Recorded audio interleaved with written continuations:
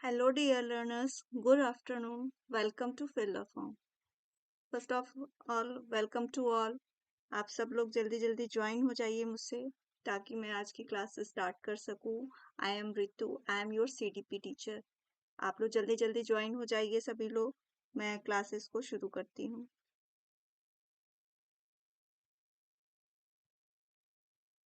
आप सब लोग जल्दी जल्दी ज्वाइन हो जाइए मुझसे। आप सब लोग जल्दी जल्दी जितनी जल्दी मुझसे ज्वाइन होंगे मैं क्लास को उतनी जल्दी शुरू कर सकूंगी। तो जो लोग भी अभी नहीं आए हैं वो जल्दी जल्दी सभी लोग आ जाइए। आज मैं बहुत इम्पोर्टेंट टॉपिक पे डिस्कस करने वाली हूँ। तो आप सब लोग जल्दी जल्दी ज्वाइन हो जाइए मुझसे।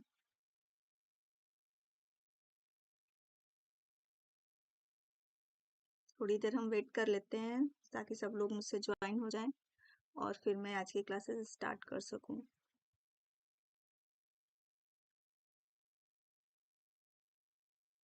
और एक बार आप लोग कंफर्म कर दीजिएगा कि मेरी वॉइस और वीडियो सही आ रही है, आप लोग को सही दिख रही है। तो आप कंफर्म कर देख के बता देना, मुझे कमेंट करके बता देना कि मेरी वॉइस और मेरी वीडियो सही आ रही है कि नहीं।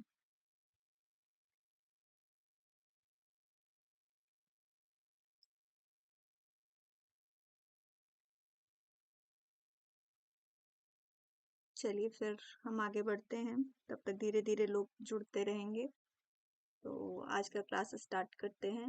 वेलकम, आप सबका वेलकम है फिल द फॉर्म पे। सभी लोग जल्दी जल्दी ज्वाइन हो जाइए ताकि आज की क्लासेस स्टार्ट हो सके।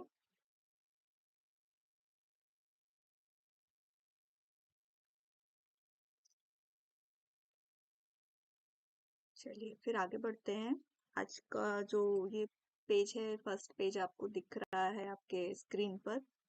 तो यहाँ पे आपको फिल द फॉर्म जो आपको सुविधाएं उपलब्ध करा रहा है, गवर्नमेंट जॉब से रिलेटेड जो भी आपको अपडेट होंगी वो सारी जानकारियाँ आपको मिल जाएंगी। जो भी फॉर्म्स वगैरह निकल रहे हैं वो सारी लेटेस्ट जानकारियाँ आपको फिल द फॉर्म पे मिलती है। सारी चीज़ों की नॉलेज, सब चीज़ की जानकारी आपको यहाँ पर दी जाएगी। तो इसके लिए ज़रूरी है कि आप फिल द फॉर्म को अपने मोबाइल में डाउनलोड करिए। वहाँ से बहुत सारी बेसिक जानकारियाँ आपको मिल सकती हैं। फिर हम बात करते हैं अपने आगे के प्रोसेस के। जो हमारे पीजीटी और टीजीटी की कोर्सेज हो गई हैं स्टार्ट, केवीएस के लिए, एनवीएस के लिए, जो बच्चे सीटेट के लिए, रीट के लिए, डी ट्रिपल एसपी के लिए तैयारी कर रहे हैं, उन सब लोगों के लिए क्लासेस बहुत फ़ायदेमंद होने वाली हैं। और ये जो क्लासेस हमारी स्टार्ट हो चुकी हैं, ये 15 अगस्त से स्टार्ट हो चुकी हैं। और यहाँ पे आपको फुल कोर्स मिल रहा है। मतलब आपको कह सकते हैं सारे सब्जेक्ट के क्लासेस आपको यहाँ पे अवेलेबल कराए जा रहे हैं। और आपकी 1 आवर की सारी चल रही हैं क्लासेस, ताकि आपके जो सब्जेक्ट से कोई भी आपका कॉन्सेप्ट छूटे नहीं, हर चीज़ों को आपको बहुत अच्छी से तैयारी की जा सके। ठीक है। तो जो 8 AM पे आपका चल रहा है वो है करंट जीके चल रहा है। और 9 AM पे एसएसटी, 10 AM पे आपको मैथ्स की क्लास है। और 12 PM पे जीके की क्लास है। 1 PM पे आपकी जर्नल इंग्लिश है। और 1 PM पे आपको संस्कृत की भी क्लास ऑनलाइन मिल रही है। और 3 PM सीडीपी, जैसा मैं हर रोज आपके सामने हाजिर हो जाती हूँ 3 PM पे सीडीपी की क्लास पर। और 4 PM पे आपकी रीजनिंग है। और 5 PM पे आपकी होम साइंस है। 6 PM पे आपकी इन्वायरमेंटल साइंस है। और 7 PM पे कंप्यूटर। और 10 PM पे आपकी जनरल हिंदी मिल रही है। तो यहाँ पे आपको देख रहे हैं फुल कोर्स का जो है आपको क्लासेस ऑनलाइन मिल रही हैं। तो आगे बढ़ते हैं। हमारी न्यू सीटेट की बैच भी स्टार्ट हो चुकी है। और एग्ज़ाम अभी डेट नहीं आया है पर जल्दी ही अनाउंस हो जाएंगे। तो जो बच्चे सीटेट की तैयारी कर रहे हैं, आगे और बढ़ने की तैयारी करेंगे, सीटेट क्वालिफाई करने के बाद भी जो बच्चे अभी क्लासेस देख रहे हैं, उन लोगों के लिए भी ये क्लासेस बहुत फ़ायदेमंद होने वाली हैं। और जैसा आप देख रहे हैं कि सीडीपी की क्लासेस सब में कॉमन चल रही है। अगर आप एक शिक्षक बनने वाले हैं तो आपके लिए सीडीपी को पढ़ना बहुत ज़रूरी है। ठीक है। तो यहाँ पे 9 AM पे जो है आपकी क्लास एसएसटी की चल रही है। 10 AM पे आपकी मैथ की क्लास चल रही है। 1 PM पे जनरल इंग्लिश है। और 1 PM पे आपकी संस्कृत की क्लास भी मिल रही है। और 3 PM सीडीपी है जो मेरी क्लास है। और 4 PM पे आपकी रीजनिंग है। 6 PM पे जो है आपकी इन्वायरमेंटल है और 7 PM पे आपकी कंप्यूटर है और 10 PM पे आपकी हिंदी की क्लास चल रही है। आज जो हम सबसे इम्पोर्टेंट टॉपिक पे आप से चर्चा करने वाले हैं, अभी तक जो हमने पिछले क्लासेस में पढ़े, आपको मैंने जो भी पढ़ाया, उसमें हमने बाल विकास के बारे में पढ़ा, ग्रोथ एंड डेवलपमेंट के बारे में पढ़ा, डिफरेंट स्टेजेस के बारे में पढ़ा। उन्हीं डिफरेंट स्टेजेस पर सबसे ज़्यादा जो फेमस थ्योरी मानी जाती है वो जीन प्याजे जी की थ्योरी मानी जाती है, जिन्होंने कॉग्निटिव डेवलपमेंट की थ्योरी दी, यानी कि संज्ञानात्मक विकास की थ्योरी दी। तो ये ऐसा है थ्योरी कि आपके जो भी लोग शिक्षक बनने के लिए सीटेट या रीटेट और आपका केवीएस एनवीएस की तैयारी कर रहे हैं, तो ये इतना इम्पोर्टेंट थ्योरी है कि आपके किसी भी इसमें एग्जाम में पूछा जाए तो सीडीपी आपका ये आता ही है। ये जीन प्याजे की थ्योरी पूछी ही जाती है सीटेट में, तो कम से कम 2 से 3 क्वेश्चन इससे ही आते हैं। तो ये आप लोगों के लिए बहुत अच्छा स्कोरिंग वाला टॉपिक है, तो इसको ध्यान से सुनिएगा, ध्यान से देखिएगा। गुड आफ्टरनून सोनाली जी। चलिए, तो आज जो हम बात कर रहे हैं सबसे इम्पोर्टेंट थ्योरी है, वो है जीन प्याजे जी की थ्योरी, कॉग्निटिव थ्योरी। ठीक है, तो आगे बढ़ते हैं। ये जैसा आप पिक्चर में देख रहे हैं, ये जीन प्याजे जी हैं। अब थोड़ा सा प्याजे जी के बारे में जान लेते हैं। इनका फुल नाम है जीन विलियम फ्रिट्ज पियाजे। ठीक है, और इनका जो जन्म है वो 9 अगस्त 1886 है, 1896। ओके, और इनकी जो मृत्यु हुई थी वो 16 सितंबर 1980 को हुई थी। ठीक है, ये स्विट्जरलैंड के थे जो उनकी जगह थी, इसलिए ये स्विस मनोवैज्ञानिक भी कहे जाते हैं। इन्हें आधुनिक मनोविज्ञान का जनक भी कहा जाता है।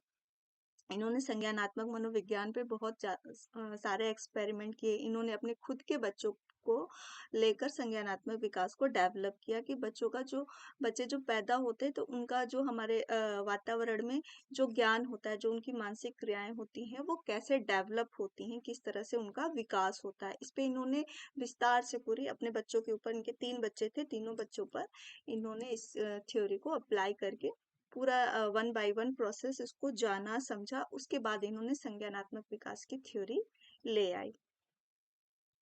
अब प्याजे की थ्योरी के अंदर जो मोस्ट इम्पोर्टेंट थ्योरी है, क्या पढ़ना है हमें, कि इन्होंने किस कॉन्सेप्ट पे फोकस किया। इन्होंने equilibrium and related to concept of adoption. इसके अंदर इन्होंने क्या क्या चीज किया, एडॉप्शन, अनुकूलन, एकोमोडेशंस, एसेमिलाइजेशन, स्कीमा, ये सब चीजों को हम विस्तार से आगे में पढ़ेंगे। जो इनकी मेन थ्योरी में इसी टॉपिक से सीधे उठा के क्वेश्चन पूछे जाते हैं। तो आपको मेन पता होना चाहिए कि एकोमोडेशन, एसेमिलाइजेशन, स्कीमा ये क्या है, तो इसके बारे में हम आगे पढ़ेंगे। उन्होंने फिर डेवलपमेंट जो इसकी स्टेजेस की होती हैं उसको भी 4 भागों में डिवाइड किया, 4 स्टेजेस के बताए। पहला हमारा सेंसरी मोटर स्टेज है, फिर दूसरा हमारा प्री ऑपरेशनल है, फिर हमारा है कॉन्क्रीट ऑपरेशनल, फिर हमारा है फॉर्मल ऑपरेशन। ये 4 स्टेजेस इन्होंने संज्ञानात्मक विकास के बांटे। संवेदीगामक हो गया, ये आपका पूर्व संक्रियात्मक हो गया, ये मूर्त संक्रियात्मक हो गया, और ये अमूर्त संक्रियात्मक। ठीक है, इसके बाद से इसका हम कक्षा में कैसे यूज करते हैं उसको हम डिटेल में आज जानेंगे। ठीक है, यहाँ तक मेरी बात आप लोग को क्लियर हो गई होगी। तो फिर मैं आगे बताती हूँ प्याजे जी की थ्योरी के बारे में। ठीक है, तो सबसे पहले हम जानते हैं कि कॉग्निशन है क्या। ठीक है, जो अगर हम संज्ञान के बारे में पढ़ रहे हैं तो पहले हमें पता होना चाहिए कि संज्ञान क्या है। संज्ञान शब्द जो है वो लैटिन भाषा से निकला हुआ, जिसका अर्थ होता है कॉग्निशियस ना, कॉग्नोशियस। इसका अर्थ होता है क्या, अपने संज्ञानात्मक शब्द लैटिन का है, जिसका अर्थ होता है जानना, पहचानना या अवधारणा करना। किसी वस्तु को अपने वातावरण में देखकर उसके बारे में जो हमें जानकारी प्राप्त होती है, फिर उस पे जो हमारा संज्ञान डेवलप होता है, हम उसको कैसे पहचानते हैं, फिर उसके साथ हम उसको अपने को कैसे रिलेट करते हैं, इस चीज को हम कहते हैं संज्ञान, कि हमारा जो मेंटल प्रोसेस है, हमारा मेंटल एबिलिटी है, जो किसी चीज को देख के परसेप्शन करता है, उसके बारे में जो हमारा ज्ञान उत्पन्न होता है, जो अनुभव उत्पन्न होता है, उसको हम कहते हैं संज्ञान। तो वह इसमें कह सकते हैं, जो उन्होंने कहा, वह प्रक्रिया जिसके द्वारा संज्ञानात्मक संरचना को संशोधित किया जाता है, समावेशन कहलाती है। मतलब जो भी हमारा संज्ञान, जो भी हमारा ज्ञान डेवलप हुआ, उसके द्वारा जो हम नए इंफॉर्मेशन को जोड़ के जो एक रिजल्ट, एक उस पे कह सकते हैं, जो हमको अपने इस चीज के बारे में पता चलता है कि एक्चुअल में वो चीज है क्या, उसको कैसे हम अपने अंदर अडॉप्ट करते हैं, वो समावेशन कहलाता है। अब पढ़ते हैं प्याजे जी की संज्ञानात्मक विकास के सिद्धांत। इन्होंने कुछ वर्ड्स अपने सिद्धांत में यूज किए थे, जो इस प्रकार से इनके संप्रत्यय हैं, कॉन्सेप्ट हैं। पहला इन्होंने एडॉप्शन किया। अकॉर्डिंग टू प्याजे, in the innate tendency of children to adjust with the environment is called आपका adoption. There are process of adoption. ठीक है, ये जो मूवमेंट होती, called is movement, there are the process of adoption. प्याजे के अनुसार बालकों में वातावरण के साथ सामंजस्य स्थापित करने की जन्मजात प्रवृत्ति को अनुकूलन कहते हैं। मतलब कि जो बच्चे में मेंटल एबिलिटी होती है, जो जन्म से उसके अंदर जो थोड़ी प्रवृत्ति होती है, जब वो अपने वातावरण में आता है, तो उसके साथ वो अपने आप को रिलेट करता है, और उसको रिलेट करके वो उसके साथ एडजस्ट करता है, वो होता है हमारा एडॉप्शन। एडॉप्शन के कुछ अन्य क्रियाएं होती हैं, वो आगे हम पढ़ते हैं। फिर एक उन्होंने वर्ड यूज किया था, कंजर्वेशन, यानी कि संरक्षण। संरक्षण से अभिप्राय वातावरण में परिवर्तन तथा स्थिरता को पहचानने व समझने की क्षमता है। कंजर्वेशन ये क्या है, कि जो भी हम वातावरण में, जो भी बच्चा या व्यक्ति वो देख रहा है, वो उसको पहचानता है, समझता है, फिर उसके बारे में एक निष्कर्ष निकालता है। इस चीज को हम कहते हैं कंजर्वेशन। यानी जैसे कि किसी वस्तु के रंग में परिवर्तन को वो पहचान लेता है कि ये रेड है, ब्लू है, क्या है, उसको पहचानता है। फिर उस वस्तु के तत्व में उसकी वॉल्यूम क्या है, उसकी क्वांटिटी क्या है, इसके आधार पे वो उसको अलग करने की क्षमता विकसित करने को हम कहते हैं कंजर्वेशन। मतलब किसी चीज को विभेद करके पहचानना, उसको डिफरेंस करके पहचान लेने को हम कंजर्वेशन कहते हैं। इसको हम आगे के स्टेजेस में पढ़ेंगे कि उन्होंने संरक्षण को कहाँ पे यूज किया है। ठीक है, यहाँ तक मेरी बात आप लोग को क्लियर हो रही होगी। फिर मैं आगे बढ़ती हूँ।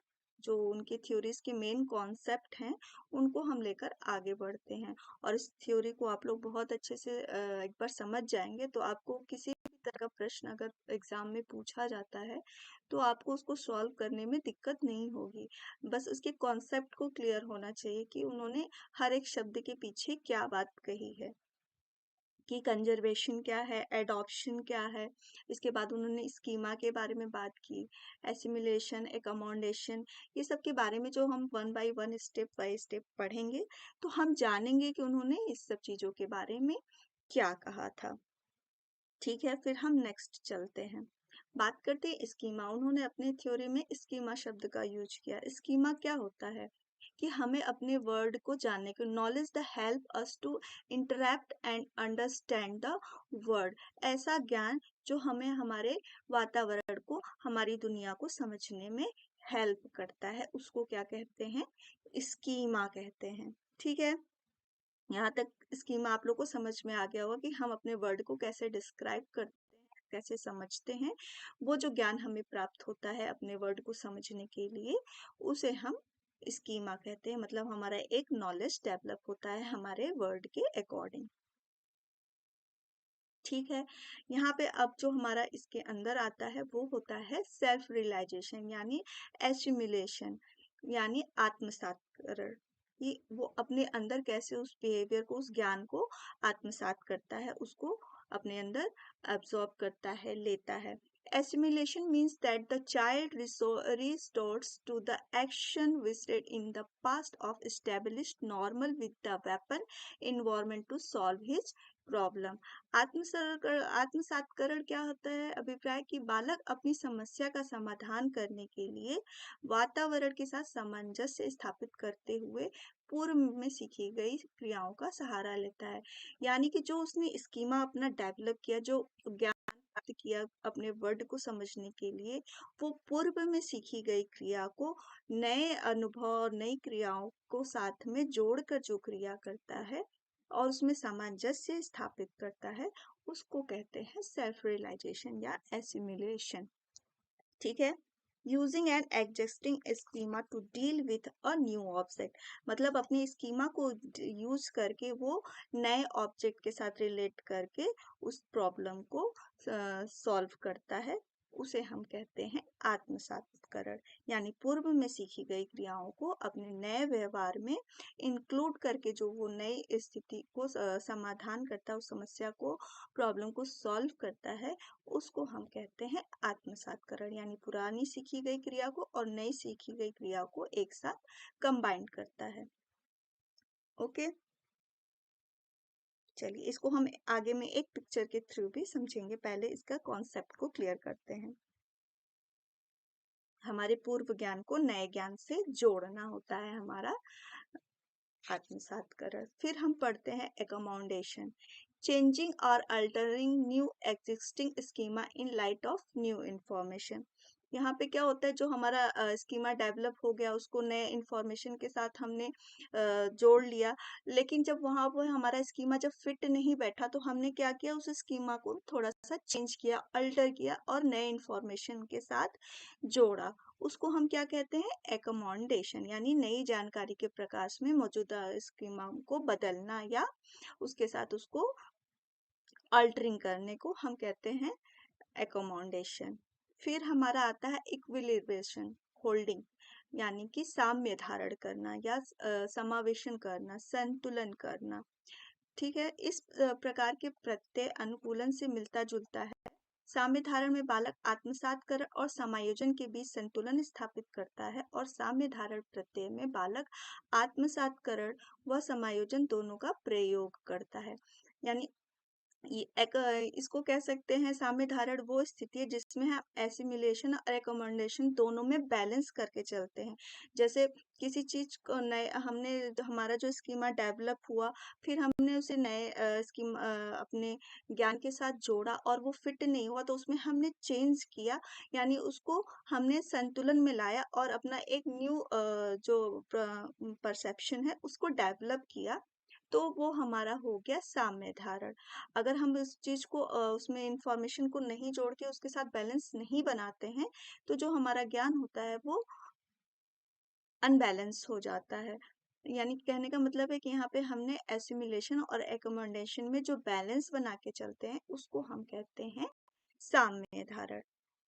यहाँ तक मेरी बात आप लोग को क्लियर हो गई है? तो फिर हम आगे जो बढ़ते हैं। तो हमने यहाँ पे पढ़ा इक्विलिब्रेशन होल्डिंग क्या होता है। ये क्या होता है कि जब हम एक न्यू सिचुएशन में पढ़ते हैं और वहाँ पे हमने अपने पूर्व ज्ञान को नए ज्ञान से जोड़ा और वो उसमें फिट हो गया तो ठीक है, नहीं फिट हुआ तो उसमें अल्टरिंग किया, और अल्टरिंग करने के बाद फिर से हमने अपना एक नया ज्ञान प्राप्त किया, तो इसको हम कहते हैं इक्विलिब्रेशन। और अगर इन दोनों में बैलेंस नहीं बना तो उसको कहते हैं डिसइक्विलिब्रेशन। इसको मैंने पिक्चर के थ्रू आपको बतलाया है। ओके, यहाँ तक आप लोग को बात क्लियर हो रही हो तो फिर मैं आगे बढ़ती हूँ।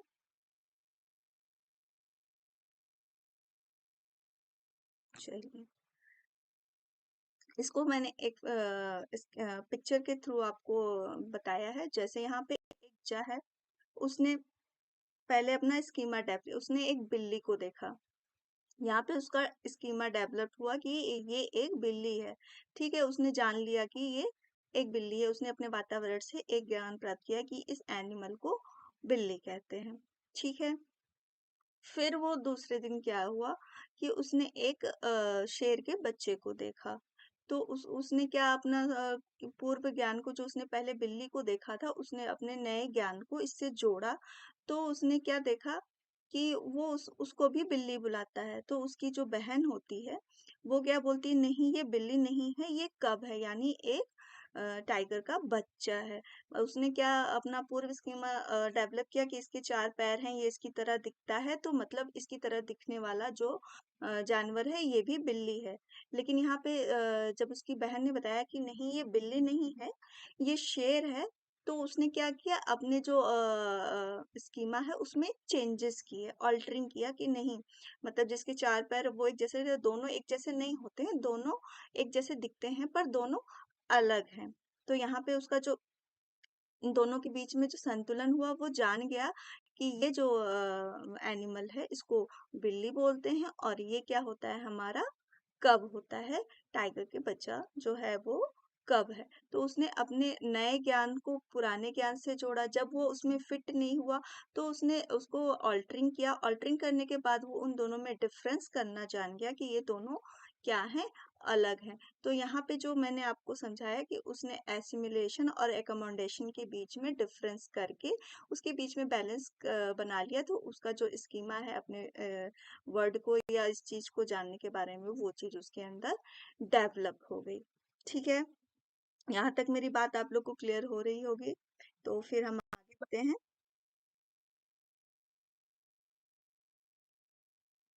अब उन्होंने जो सबसे इम्पोर्टेंट बात कही उन्होंने प्याजे के स्टेजेस ऑफ कॉग्निटिव डेवलपमेंट। तो इन्होंने इसको 4 स्टेजेस में बांटे। पहला हमारा है सेंसरी मोटर स्टेज जो बर्थ से 2 ईयर तक का होता है। प्री ऑपरेशनल स्टेज जो 2 से 7 ईयर का होता है। और कॉन्क्रीट ऑपरेशनल स्टेज जो 7 से 11 ईयर होता है। और फॉर्मल ऑपरेशनल स्टेज जो 12 टू अब अडल्टहुड तक मानते हैं वो होता है।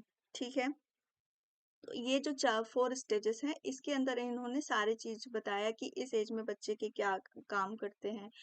प्री ऑपरेशनल स्टेज में बच्चा कैसे एक्टिविटीज करता है, जो उसकी मेंटल एबिलिटीज हैं वो कैसे ग्रोथ करती हैं।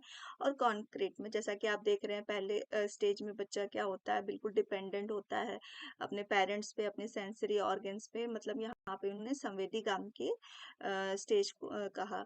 तो दूसरे में वो उसका थोड़ा-सा वो डेवलप और होता है, तो वो अपने वर्ड को और जानने के लिए कोशिश करता है। तीसरे स्टेज में उन्होंने एक उदाहरण के बच्चों को समझाया कि वो संरक्षण कंजर्वेशन जो मैंने आपको स्टार्टिंग में बताया वो इस एज में अप्लाई होता है, उसको बताया। और फिर फॉर्मल ऑपरेशन इसमें मतलब बच्चा अपने जो थिंकिंग होता है वो बिल्कुल एब्स्ट्रैक्ट थिंकिंग, अमूर्त चीजों के बारे में वो सोचता है, अपनी व्याख्या देने लगता है, हर चीजों के बारे में व्याख्या करने लगता है, मतलब जो उसका मेंटल एबिलिटीज है वो बहुत अच्छे से डेवलप हो चुका रहता है। वो काफी चीजों को अपने लॉजिक से, थिंकिंग से, हाइपोथेसिस से, ये इन सब तरीकों से समझने लगता है। तो आज हम इन चारों स्टेजेस को वन बाय वन करके पढ़ेंगे। पहला हमारा आता है सेंसरी स्टेज यानी कि संवेदी पेशीय गामक स्थिति। ठीक है, ये जो एज होता है वो 0 से 2 ईयर का होता है, यानी 0 से 2 साल का होता है। इसको हम सेंसरी मोटर स्टेज क्यों कहते हैं कि इसमें जो बेबी करता है वो अपने सेंस ऑर्गन्स, सुनना, अ, देखना, छूना, अपने माउथ से हर चीजों को स्पर्श करके किसी चीज को जानता है, उसको अपने अंदर पहचानता है, उसके बारे में सोचता है, इसलिए इसे सेंसरी मोटर एज कहा जाता है, स्टेज कहा जाता है, क्योंकि इसमें वो जो कुछ भी देखता, सोचता, समझता है वो अपने सेंसेस के आधार पे अपने वर्ड को समझने की कोशिश करता है। जैसे इसमें आपको कहा भी गया in the sensory motor stage babies take in the world by looking, देख कर जानते हैं, हियरिंग सुन के करते हैं, टचिंग छू के कर सकते हैं, माउथिंग किसी चीज को मुंह में लेके, ग्रैप्सिंग बोलना, ये सब चीजों के द्वारा मतलब अपने सेंस ऑर्गन्स को यूज करके वो किसी चीज के बारे में अपना एक स्कीमा डेवलप करते हैं। ठीक है, फिर नेक्स्ट हमारा आता है children younger than 6 month of age do not grab object permanence. ठीक है, वो ऑब्जेक्ट परमानेंस को क्या करते हैं, वस्तु स्थायित्व को नहीं वो जानते हैं, मतलब क्या हम कह सकते हैं object that's are out of sight are also out of mind. जो चीजें उनके सामने दिखती हैं वो होती हैं, एग्जिस्ट करती हैं, और जो उनकी आंखों के सामने नहीं दिखती हैं वो चीजें उनके लिए एग्जिस्ट नहीं करती, यानी वो चीजों का कोई अस्तित्व नहीं होता है, यानी कि कोई भी वस्तु स्थायित्वता उनके अंदर नहीं पाई जाती। जो चीजें उनको अपने आंखों से सेंसर से दिखते हैं, जिस चीजों को वो देखते हैं वो उन्हीं चीज़ों को मानते हैं, उन्हीं चीज़ों को समझते हैं, और जो चीज़ें उनकी आँखें के सामने नहीं दिखती हैं वो उन चीज़ों को अपने दुनिया से बाहर समझते हैं, उन चीज़ों को वो अपने लिए नहीं समझते कि वो चीज़ हमारे लिए। इसीलिए बोला गया objects that's are out of sight are also out of mind. इस स्टेजेस को भी उन्हें 6 सब स्टेजेस में बांटा। पहला हमारा आता है जो सहज प्रतिवर्त क्रियाएं, जो 0 to 1 मंथ होती हैं। इसमें क्या होता है, बच्चा जो इनकी एक बॉर्न एबिलिटीज होती है, योग्यता कह सकते हैं, जैसे चूसना, रोना, भूख लगना, बच्चे टॉयलेट करते, ये सब जो चीजें होती हैं इनके अंदर सहज अपने आप से, जब से बच्चा जन्म लेता है तब से ये क्रियाएं उनके अंदर होती हैं। जैसे स्टार्टिंग में बच्चे के सामने फिंगर ले आओ तो वो चूसने लगता है, क्योंकि उसको ये चीज उसके अंदर हैबिचुअल होती है, वो चीजें करने लगता है, वो नहीं समझता कि ये क्या करना है। तो वो क्या करता है, वो अपना चूसना लगता है, भूख लगने पे रोने लगता है। जो उसके इंटरनल होते हैं, शूशु पॉटी जो बच्चे करते हैं, ये सब क्या होते हैं, सहज प्रतिवर्ती क्रियाएं होती है, ये उनके अंदर पहले से डेवलप रहती हैं। ठीक है, फिर दूसरा आता है हमारा, उसके अंदर सेकेंडरी, उन्होंने 0 to 4 मंथ का किया था। ठीक है, यहाँ तक मेरी बात क्लियर हो रही है आप लोगों को? चलिए तो फिर आगे बढ़ते हैं। जो सेकंड फिर उन्होंने किया था, उन्होंने primary circular reaction. Primary circular reaction जो है वो 1 to 4 मंथ का होता है। इसमें इन्फेंट क्या करता है, वो अपने बॉडी को कंट्रोल करता है। जैसा मैंने आपको डेवलपमेंट स्टेज में पढ़ाया था कि 3 से 4 महीने के जब बच्चे होते हैं तो वो क्या करते हैं, अपने बॉडी को कंट्रोल करने की कोशिश करते हैं। इसमें उनका जो पूरा ध्यान होता है अपने बॉडी की तरफ होता है, वो अपने बॉडी पे ज्यादा फोकस होते हैं। उन चीजों को छूने से उन्हें आनंद आता है, खुशी, प्लेजर जो होती है उनको मिलती है। ठीक है, फिर उनका आता है सेकेंडरी सर्कुलर जो 4 to 8 मंथ होता है। इसमें क्या होता है, बच्चे अपने उनको जो चीज अच्छी लगती है वो वही चीजें करना ज्यादा पसंद करते हैं। जैसे बच्चों को अपना अंगूठा चूसना बहुत अच्छा लगता है तो वो इन चीजों को करते हैं। और जो उनका ऑब्जेक्ट परमानेंस होता है वो थोड़ा सा बढ़ जाता है, मतलब वो चीजों को थोड़ा सा दूसरी तरह, मतलब जो सब चीजें नहीं भी दिख रही हैं वो उनके बारे में भी इमेज थोड़ा बहुत करने लगते हैं। ठीक है, और वो बाहरी दुनिया से थोड़ा सा फोकस करने लगते हैं जब वो 8 मंथ से ऊपर हो जाते हैं, मतलब कह सकते हैं 10th 11th मंथ के बीच में। फिर वो अपनी तरफ लोगों को अट्रैक्ट करने की कोशिश करते हैं। और बच्चों की जो हाथ पैर की क्रियाएं जो होती हैं वो होती है, जैसे चादर पे कोई खिलौना पड़ा हो तो वो अपनी तरफ खींचने लगते हैं, मतलब अपने जो 2 से 4 मंथ के बीच का टाइम पीरियड होता है उसमें वो अपने हाथ पे, अपने बॉडी पे जो फोकस करते हैं, वो बात बताई। फिर उनके बाद जो 4 to 8 मंथ में जाते हैं तो वो दूसरों की तरफ ज्यादा, वर्ड की तरफ थोड़ा ज्यादा कोशिश करते हैं, वो दूसरों का ध्यान अपनी तरफ अट्रैक्ट करने की कोशिश करते हैं। और 8 मंथ के बाद जब वो जाते हैं तो उनका ऑब्जेक्ट परमानेंस जो होता है वो थोड़ा बढ़ जाता है, वो उन चीजों को भी मतलब रियलाइज देखने लगते हैं कि जैसे उनके सामने नहीं है तो भी वो उन चीजों को थोड़ा सा इमेज कर सकते हैं। ठीक है, और वो जब 12 से 2 साल के बीच में जो जाते हैं बच्चे, उसमें क्या करते हैं, वो अपने आप पे ज्यादा केंद्रित होते हैं। तो वो क्या करते हैं, अपने पेरेंट्स का या जो उनसे ज्यादा टच होते हैं वो अपनी तरफ उनका ध्यान खींचने की कोशिश करते हैं कि वो मुझे कैसे देख रहे हैं। वो वही मिस्टेक, गलत हरकतें करता है जो जिससे उनका ध्यान अट्रैक्ट हो जाए, दूसरों को ध्यान अट्रैक्ट हो जाए उनकी तरफ, मतलब अपने आप को वो ज्यादा दिखाना कोशिश करना चाहते हैं कि लोग हमको ज्यादा देखें, हमसे ज्यादा अटैच हों, हमसे ज्यादा बातें करें। मतलब जो भी उनका होता है वो अपने लिए ही ज्यादा कुछ होने लगता है, तो वो अपनी तरफ लोगों को अट्रैक्ट करते हैं। ट्रीटिंग सर्कुलर रिएक्शन, ठीक है, मतलब एक चीज को बार बार मिस्टेक करके अपनी तरफ उनका ध्यान आकर्षित करते हैं। ठीक है, नेक्स्ट हम चलते हैं सेकेंड स्टेज की तरफ, बात करते हैं प्री ऑपरेशनल स्टेज। ये जो एज होती है वो 2 to 7 ईयर की होती है। इस स्टेज में बच्चा क्या करता है, चीजों को सिंबॉलिक परसेप्शन करने लगता है, चीजों को, जो चीजें देखता है उसको सिंबल के रूप में बताने लगता है। उनका जो मेंटल ग्रोथ होता है वो पहले से बढ़ जाता है, उनका भाषा का विकास हो जाता है, और उनकी जो मेमोरी होती है वो पहले से ज्यादा बेटर हो जाती है, किसी ऑब्जेक्ट परमानेंस को अच्छी तरह से समझने लगते हैं। जो चीजें उनके सामने नहीं भी है वो उन चीजों के बारे में जानते हैं, समझते हैं, उनकी केयर करते हैं। ठीक है, जैसे सिंबॉलिक में कह सकते हैं जो बच्चा होता है वो क्या करता है, जैसे उसने हॉर्स राइडिंग देखा तो वो झाड़ू को अपना हॉर्स बना लेगा। अपने बच्चों को देखा होगा अक्सर खेलते हुए कि जब बच्चे घर में खेलते हैं तो किसी भी चीज को लेकर वो अपना वेपन बनाते हैं या किसी के खिलौने को लेकर कोई एनिमल बनाते हैं, ऐसा कुछ करके वो उस चीजों को करने मतलब किसी को सिंबल के रूप में उसको यूज करने लगते हैं। जैसे हॉर्स राइडिंग के लिए बच्चे झाड़ू को उठा लेते हैं, उसको बनाने हॉर्स की तरह बैठ जाते हैं और उसको इमेज करने लगते हैं कि ये मेरा हॉर्स है, उस हिसाब से क्रियाएं करने लगते हैं। जो उनका वर्ड है किसी चीजों को थोड़ा बहुत बताने लगते हैं, एक्सप्रेस करने लगते हैं। और क्या करते हैं, जबकि इस स्टेज में वो इतनी तरह से लॉजिकल थिंकिंग नहीं कर सकते हैं, बट हाँ थोड़ी बहुत जो उनकी होती है वो समझ सकते हैं। और किसी भी बातों को अपने वर्ड के द्वारा कहना जान जाते हैं, able to represent the world through mental image and symbols. मतलब किसी बातों को सिंबल के थ्रू और इमेजेस के थ्रू बताने की कोशिश करने लगते हैं, बताने लगते हैं।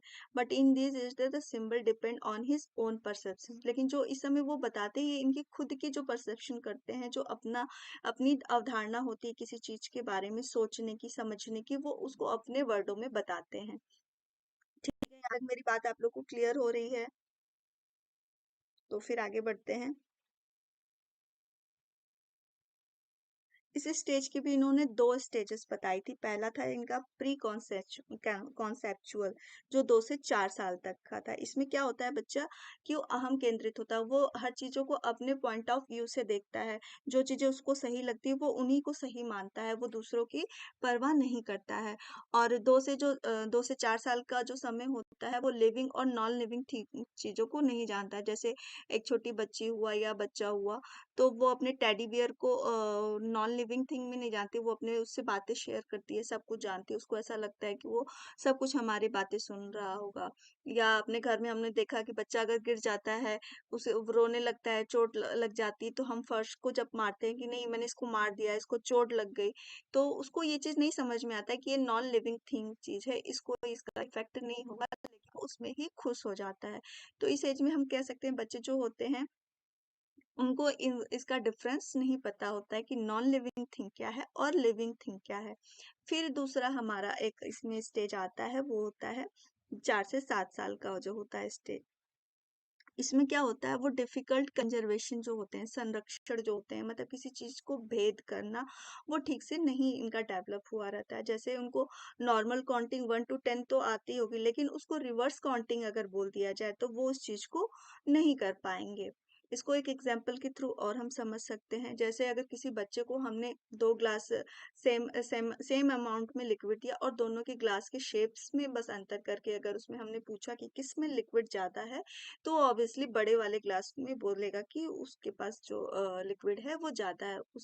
उसका वॉल्यूम नहीं समझेगा कि सेम लिक्विड क्वांटिटी सेम है, बस उसका शेप और आकार और वॉल्यूम चेंज है। तो इस चीजों में वो डिफरेंस नहीं कर पाएगा, वो बड़ी ग्लास को ही ज्यादा बताएगा। तो ये जो होता है कंजर्वेशन, मतलब किसी चीज में भेद वो नहीं कर पाएगा कि कौन सा अमाउंट ज्यादा है और कौन सा कम है। ठीक है, यहाँ तक मेरी बात आप लोग को क्लियर हो रही है?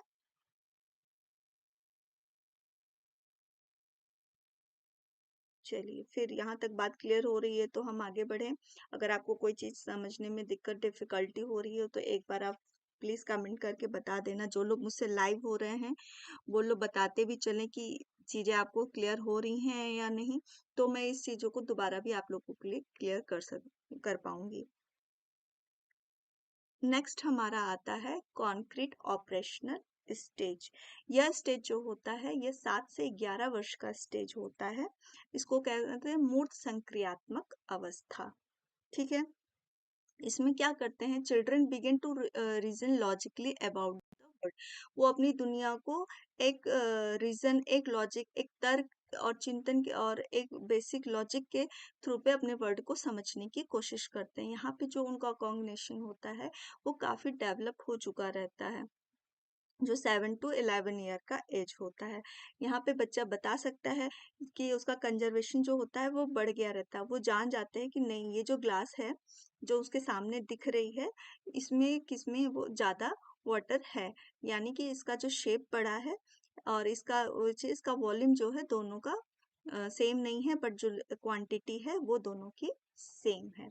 तो यहाँ पे जो कंजर्वेशन उसका होता है वो अच्छे से डेवलप हो चुका रहता है, और उसके सामने जो भी प्रॉब्लम होती है, जो सामने मूर्त रूप से दिखाई देते हैं, वो उनको सॉल्व कर सकता है। जैसे उसके सामने कुछ कैंडीज या बॉल्स दे दिए, तो उसको काउंटिंग करके बता देना, वो सब चीजें करने में वो सक्सेसफुल होता है। यानी जो चीजें उन्हें दिखाई देती हैं, वो उनका जोड़ घटाना सब कुछ इजीली कर सकता है। रिवर्स काउंटिंग भी इस एज में बच्चे कर पाएंगे। लेकिन अगर इसी एज में अगर बच्चों से कह दिया जाए कि वो एब्स्ट्रैक्ट थिंकिंग करें, यानी किसी फॉर्मूला के थ्रू अगर उनको मैथ सॉल्व करने के लिए दे दे, तो वो इन चीजों को नहीं कर पाएंगे। अगर उनको हम बोले कि A is greater than B greater than C, वो इसको तो समझ जाएंगे, बट क्या है, जो चीजें उनको दिख रही हैं सामने, वो उसको परसेप्शन कर रहे हैं, वो उन चीजों पे तो प्रॉब्लम अपना एक नियम, एक लॉजिक, एक रीजन तो देखकर उसको सॉल्व कर सकेंगे। बट जो चीजें उन्हें नहीं दिखाई दे रही हैं, वो उन पे पूरी तरह से फोकस नहीं कर पाएंगे। ठीक है। और thinking systematically and remain difficulty, वो किसी प्रॉब्लम को बहुत अच्छे से समझने लगते हैं, उस पे अपना एक निर्णय देने लगते हैं, तर्क वितर्क करने लगते हैं, और उस प्रॉब्लम को सॉल्व करने लगते हैं। यानी जो चीजें उनके सामने मूर्त रूप में प्रस्तुत होती हैं, वो उन पे अपना एक रीजन और उसको सॉल्व करने का तरीका, और उस पे एक अपना लॉजिक, अपना पॉइंट ऑफ व्यू रखते हैं। मतलब इस एज में उनका जो कह सकते हैं कॉग्निटिव, उनका मेंटल डेवलपमेंट, जो एबिलिटीज है, वो काफी ज्यादा बढ़ चुकी हुई रहती हैं। वो काफी चीजों को अपने नजरिए से देखना, दूसरे के एस्पेक्ट को समझना, ये सब चीजें करने लगते हैं। जो अहम केंद्रिता उनके अंदर होती है, वो भी समाप्त होने लगती है। वो दूसरों को ऑबलाइज करने लगते हैं, समझने लगते हैं, what is wrong, what is right, ये सब चीजों में वो डिफरेंस करने लगते हैं। किसी चीज का क्लासिफिकेशन करने लगते हैं।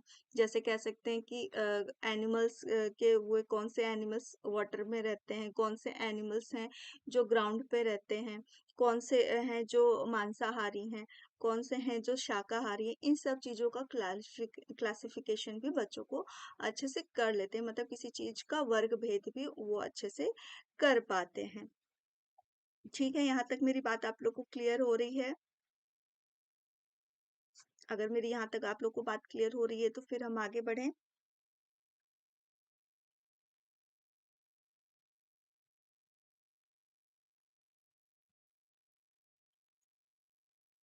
चलिए, फिर हम बढ़ते हैं अपने आगे के स्टेज के लिए, जो उनका आता है फॉर्मल ऑपरेशन स्टेज। ये स्टेज जो होती है, वो आपकी 11 वर्ष से स्टार्ट हो जाती है, वो एडल्टहुड तक जाती है। और यहाँ पे बच्चे का जो मेंटल डेवलपमेंट होता है, वो पूरी तरह से अच्छी तरीके से डेवलप हो चुका रहता है। वो किसी चीज को लॉजिकल थिंकिंग देने लगते हैं। जैसे यहाँ पे ये लड़की दिख रही है, what would the world look like with no light, कि हमारा जो वर्ड है वो बिना लाइट के कैसे दिखेगा। वो इमेजिनेशन करने लगते हैं किसी चीज को, परसेप्शन, जो चीजें अब्स्ट्रैक्ट हैं, जो उनके सामने नहीं है, वो उन चीजों के बारे में थिंकिंग करने लगते हैं। अच्छे से उस चीजों को सोचने लगते हैं कि आखिर ये चीज है तो क्यों है, कैसे हुआ। उन चीजों को वो अच्छे से समझते हैं कि picture board, what way do we the best learn, हमें क्या ऐसा करना चाहिए जिससे हम बहुत अच्छे से पढ़ाई कर सके। उन सब जो चीजों को अपने दृष्टिकोण से और बाहरी दृष्टिकोण दोनों को एक साथ लेकर चलने लगते हैं, देखने लगते हैं, एब्स्ट्रैक्ट रीजनिंग करते हैं, manipulate object in our mind, चीजों को जोड़ना, घटाना, बढ़ाना, वो सब चीजें कहाँ करते हैं, अपने मेंटल, अपने दिमाग में करने लगते हैं। हर चीजों को अपने पॉइंट ऑफ व्यू से देखने लगते हैं, उसमें लॉजिक लगाते हैं, अपनी हाइपोथेसिस तैयार करते हैं। फिर ट्रायल एंड मतलब कोई चीज अगर गलत होती है तो क्यों गलत होती है, वो फिर से उसको करने की कोशिश करते हैं कि उसमें सुधार कैसे किया जा सके। उसको अपनी लर्निंग हुई या किसी चीज को सीखने हुआ, उन सब चीजों को कैसे प्रोग्रेस कर सके, तो इसलिए वो ट्रायल एंड एरर करते हैं। ठीक है। फिर वो किसी चीज को कॉग्निज ज्ञान प्राप्त करते हैं, किसी चीज को समझने लगते हैं, पहचानने लगते हैं। ठीक है। Not every adult gets do this stage. ठीक है। वो क्योंकि इसमें जो होते हैं ये बड़े बच्चों की तरह सोचते समझते हैं, हर चीज़ करने लगते हैं। तो उनकी जो थिंकिंग होती है वो काफ़ी हाई लेवल की होने लगती है, जो अपनी उनकी मेंटल एबिलिटीज़ हैं, वो काफ़ी हाई लेवल तक पहुँचने लगती है। पूरे एडल्टहुड तक नहीं पहुँचती हैं, लेकिन वो जो उनकी थिंकिंग होती है, वो काफ़ी हाई लेवल तक जाके पहुँचती है कि वो किसी चीज़ को किस तरह से करना है, कैसे सॉल्व करना है। जैसे वो जान जाते हैं कि कोई चीज़ क्वांटिटी में कम है तो क्यों कम है, ये ज़्यादा है तो क्यों ज़्यादा है, और उनके पास कोई भी फ़ॉर्मूलाज़ मैथ्स के जो भी दे दिए गए हैं, वो उसको कैसे सॉल्व करेंगे, वो अपने दिमाग से, अपनी मानसिक क्षमता से उसको सॉल्व करना सीख लेते हैं, कैसे उसको आगे बढ़ना है, कैसे करना है। हर चीज़ों का एक अपना हाइपोथेसिस बनाते हैं, उस हाइपोथेसिस के आगे अपना वर्क करते हैं। फिर जब उसमें एरर होता है तो फिर से उसको सुधार करते हैं। फिर सुधार करके उस चीज़ को आगे बढ़ाते हैं और अच्छी तरीके से करने लगते हैं। तो ये कह सकते हैं जो इसमें इनकी तर्क वितर्क की जो क्षमता होती है, किसी चीज़ को सोचने समझने की जो क्षमता होती है, वो काफ़ी ऊंचे लेवल तक विकसित हो चुकी रहती है। उसमें वो उसको काफ़ी अच्छी तरह से समझने लगते हैं। चीज़ों को एब्स्ट्रैक्ट करके भी वो सोचते और समझते हैं। जो चीज़ें उनके सामने प्रेजेंट नहीं है, वो उन चीज़ों के बारे में भी लॉजिकल रूप से सोचने लगते हैं। ठीक है, यहाँ तक मेरी बात आप लोग को क्लियर हो रही है? चलिए, यहाँ तक मेरी बात क्लियर हो रही है तो फिर मैं आगे बढ़ती हूँ।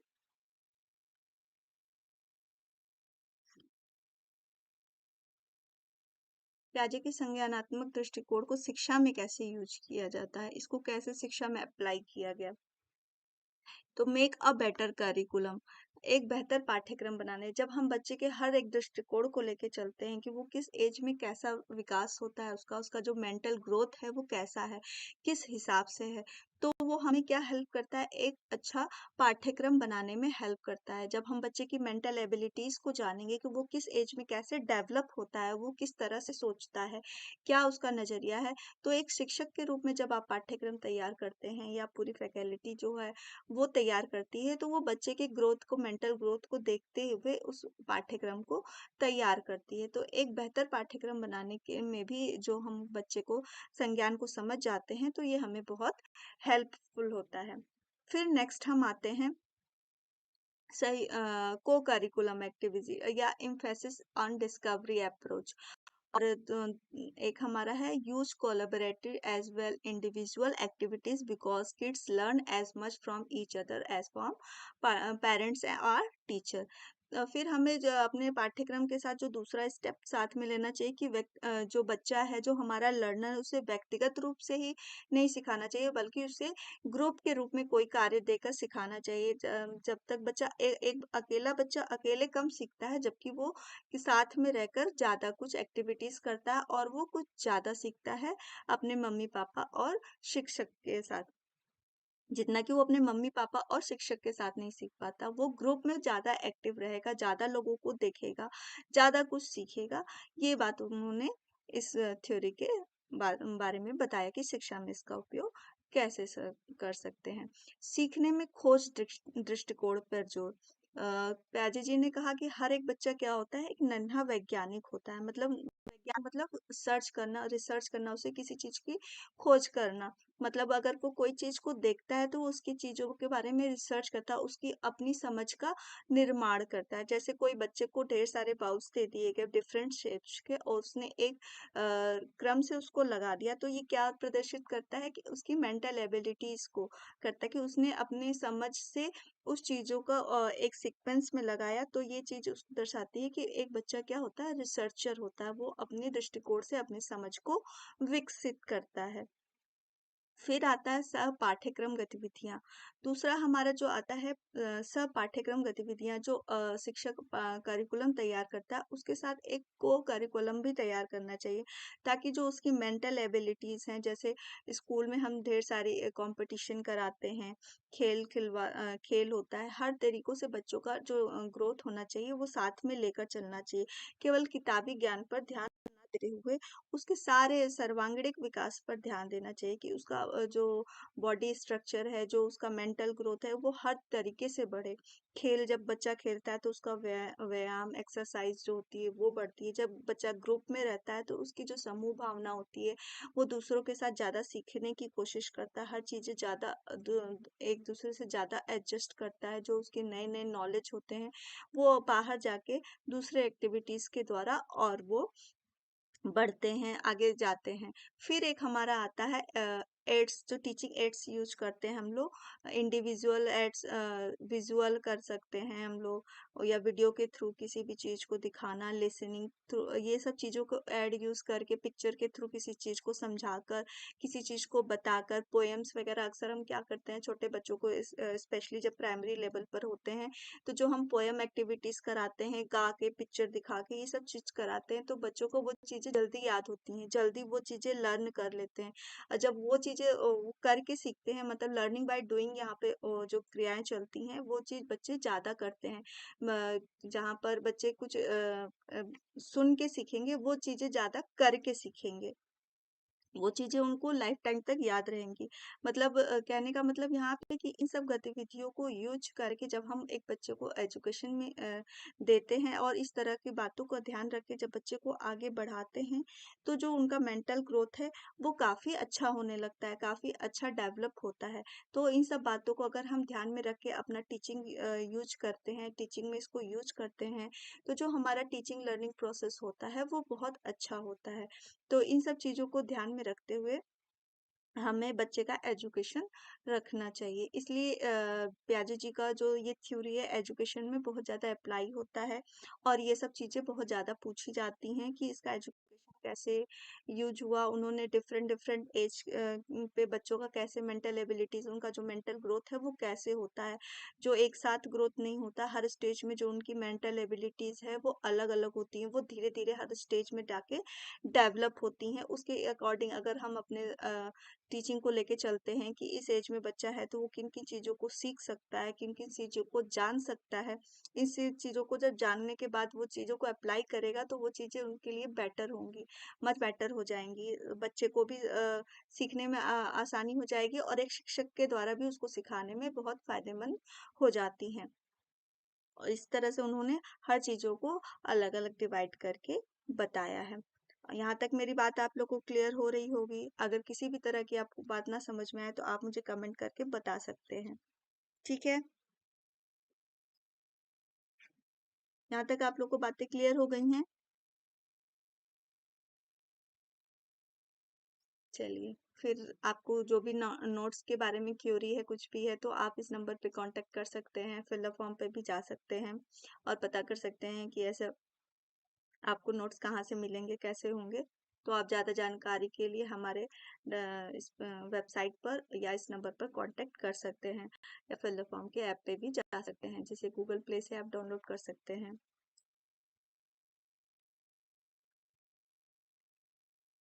और जो बाद में बच्चे अगर जुड़ते हैं, जो देख रहे हैं, उन लोगों के लिए भी बता दें, जो हमारे पीजीटी टीजीटी की कोर्सेज हैं वो स्टार्ट हो चुकी हैं 15 अगस्त से, और उसके डिफरेंट शेड्यूल रेडी हुए हैं। 8 AM से जो हमारा जो चल रहा है वो करंट जीके स्टार्ट हो चुका है, और 10 PM तक हमारी जनरल हिंदी चल रही है। ऑनलाइन क्लासेस आपको रोज दी जा रही हैं, तो आप इसका फायदा उठाइए, अपनी तैयारी को और बेटर करिए। हमारी सीटेट की बैच स्टार्ट हो चुकी है। जो बच्चे सीटेट की तैयारी कर रहे हैं उनके लिए बहुत यूजफुल सेशन होने वाला है। आपकी क्लासेस बहुत अच्छी चलेंगी। आप सारे क्लासेस में जाके अपना जो भी है अपनी तैयारी को और अच्छा कराइए आपको, क्योंकि हर सब्जेक्ट के लिए अलग अलग टीचर्स हैं, हल अलग अलग टाइम पे आपको दिए जा रहे हैं। आप अपने सब्जेक्ट के अकॉर्डिंग उसको ले सकते हैं। आपका जो भी प्रॉब्लम है उसमें आप पूछ भी सकते हैं, सॉल्व कर सकते हैं। ठीक है, तो आपको किसी भी सब्जेक्ट में कोई भी क्वेरी हो तो आप इस नंबर से कांटेक्ट कर सकते हैं। जैसे आप देख रहे हैं ये हमारे पे फुल कोर्सेज 15 अगस्त से स्टार्ट हो चुकी हैं, और आप लोग जल्दी जल्दी सब लोग इस कोर्सेज का फायदा लीजिए और अपना समय बिल्कुल ना गवाइए। और अपना फीडबैक भी देना ना भूलिए। आपको अगर क्लास अच्छी लगे तो भी बताइए, और क्लास ना अच्छी लगे तो भी बताइए। इस नंबर पे आपको कोई भी शिकायत हो और कुछ भी आपको बताना हो तो आप अपना फीडबैक दे सकते हैं। ठीक है। Okay, thank you.